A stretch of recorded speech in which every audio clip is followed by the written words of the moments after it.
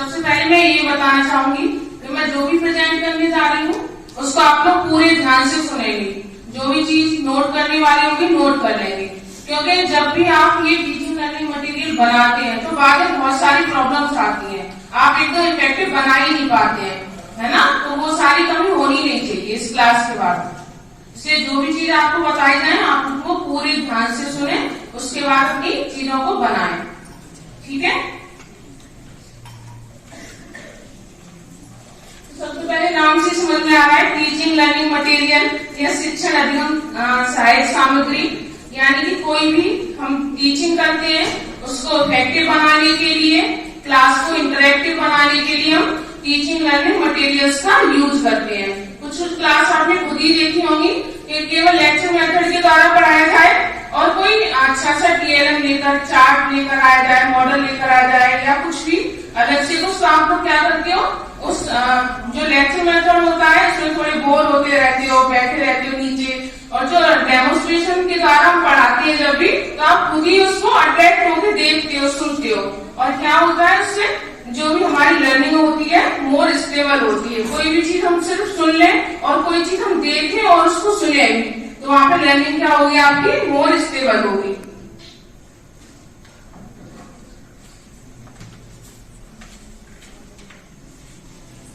Next हमारा है शिक्षण सहायक सामग्री की आवश्यकताएं, यानी कि हमको इसकी नीड क्यों होती है शिक्षण सहायक सामग्री की।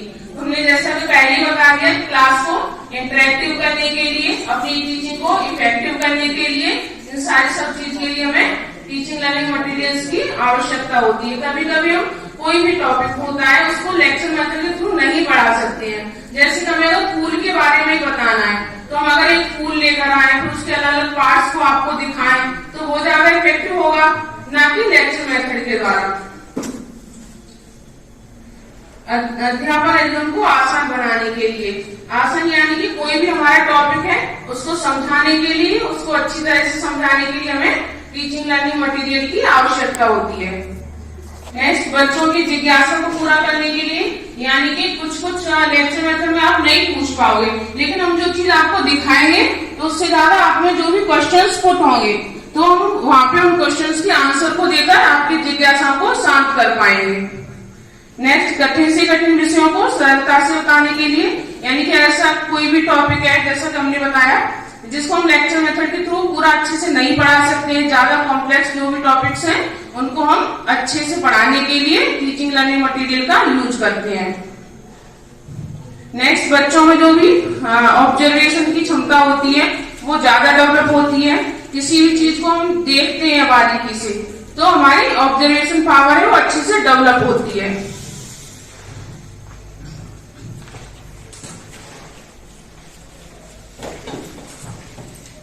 फिर हमारी शिक्षण सहायक सामग्री में हमारी श्रव्य सामग्री वो होती है जिन्हें हम सुन सकते हैं, सिर्फ उनको हम देख नहीं सकते हैं। जैसे FM के थ्रू, रेडियो के थ्रू हम कोई भी ऐसा सेशन हो, एजुकेशनल सेशन हो, हम जो रेडियो के थ्रू आपको समझाएं तो वो किसमें आएगा, श्रव्य सामग्री में, जिनको हम सिर्फ सुन सकते हैं। दूसरा आता है आपका दृश्य सामग्री। दृश्य सामग्री में ऐसी चीजें जिनको हम देख सकते हैं, जैसे कि कोई भी मॉडल है या चार्ट है, किसी भी मॉडल को हम आपको दिखाएं तो आपकी दृश्य सामग्री में आ जाएगा। कोई भी चार्ट हम आपको दिखाएं वो दृश्य सामग्री में आ जाएगा। नेक्स्ट आपकी आती है श्रव्य दृश्य सामग्री, जिसमें क्या हम आपको कोई भी चीज, किसी भी टॉपिक को पढ़ाएं, उसको क्लियर करने के लिए आप उस चीज को देखें भी और उससे रिलेटेड संबंधित सूचना को सुने भी, तो वो आपकी आएगी दृश्य श्रव्य सामग्री में। जैसे कि दूरदर्शन है, यानी कि हम यहाँ पे कोई बड़े पर्दे कोई फिल्म चला दें, कोई भी टॉपिक हो उसको समझाने के लिए हम यहाँ पे फिल्म चला दें, तो उसमें आपकी ऑडियो भी आए और आप उसको देखें भी, उसके माध्यम से उस टॉपिक को क्लियर करें।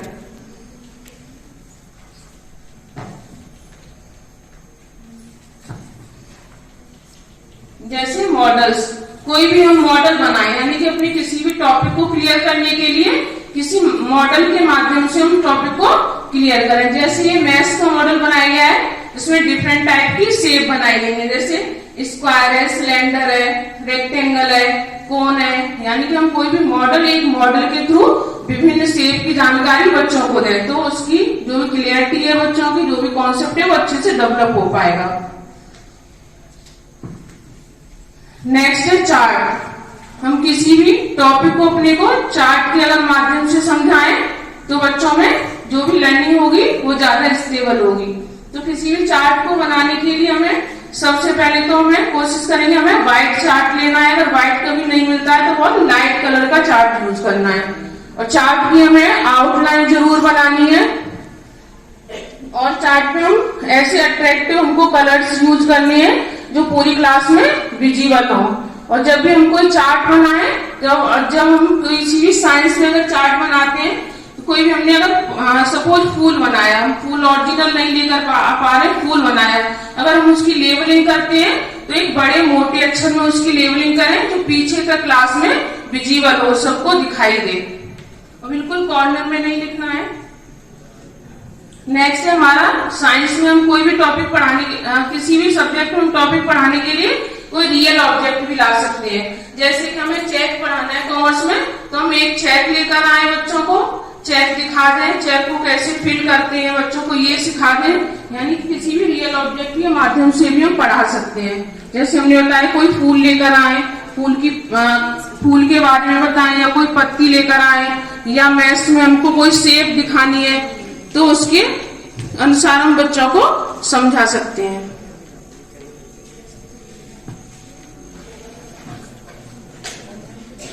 नेक्स्ट है शिक्षण सहायक सामग्री की विशेषताएं, यानी कि कैरेक्टरिस्टिक्स। हमारी शिक्षण सहायक सामग्री कैसी होनी चाहिए।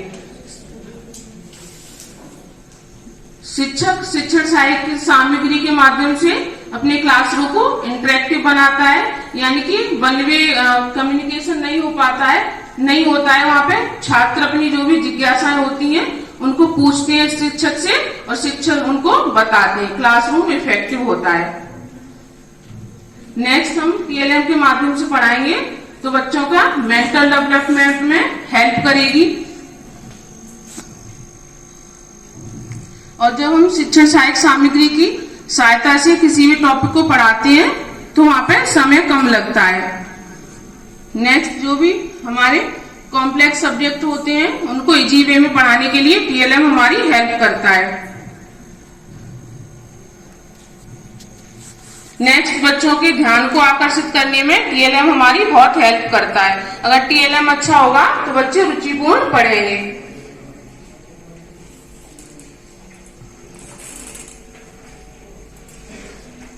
नेक्स्ट आता है इंपोर्टेंस ऑफ टीएलएम, शिक्षण सहायक सामग्री का महत्व।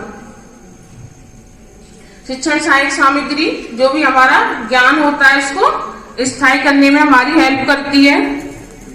कभी कभी शिक्षण सहायक सामग्री के माध्यम से अगर शिक्षक पढ़ाता है तो टीचिंग इफेक्टिव होती है। शिक्षक अपने जो भी एक्सपीरियंस पहले के लिए होते हैं उनके माध्यम से छात्रों को पढ़ाते हैं। शिक्षक का समय कम लगता है, उसकी ऊर्जा कम लगती है। टीएलएम को एक्सप्लेन अच्छे से लागू करता है तो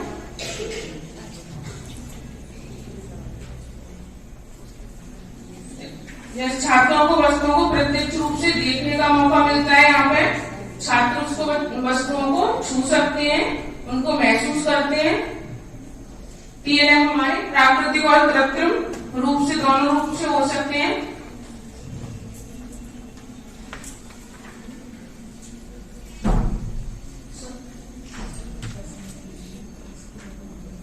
नेक्स्ट ये सबसे इम्पोर्टेंट पार्ट है, शिक्षण सहायक सामग्री प्रयोग करते समय ध्यान देने योग्य बात है। जैसे ये सामग्रियां छात्रों के अनुभव समझ आयु के अनुसार होनी चाहिए। अगर हम 6th क्लास का कोई टॉपिक ले रहे हैं तो हमारी शिक्षण सहायक सामग्री ऐसी हो वो 6th क्लास के बच्चों के मानसिक स्तर के अकॉर्डिंग हो, उनकी एज के अकॉर्डिंग हो और टॉपिक के डिफिकल्टी लेवल के अकॉर्डिंग हो। ऐसा नहीं है कि अगर हम 6th क्लास को पढ़ा रहे हैं तो पीएलएम हमने हाई क्लास का बना लिया। नेक्स्ट सामग्री पाठ्य वस्तु से संबंधित होनी चाहिए। सेम वही चीज अगर हम कोई भी सहायक सामग्री लेकर आ रहे हैं तो हमारे जो भी टॉपिक है उससे संबंधित होनी चाहिए। शिक्षण सहायक सामग्री ऐसी हो जिससे छात्रों में इंटरेस्ट डेवलप हो। नेक्स्ट, किसी भी टॉपिक को पढ़ाने के लिए कोई भी हमें अनावश्यक सामग्री नहीं लेके आनी चाहिए।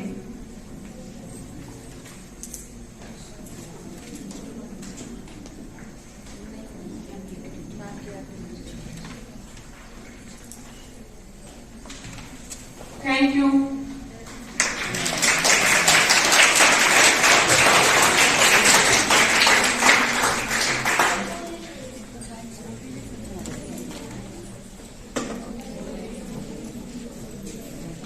नीतू मैम को जो भी नीतू मैम ने बताया उसका मुझे पूरा वो है कि आपको अच्छी तरह समझ में आ गया होगा। और अब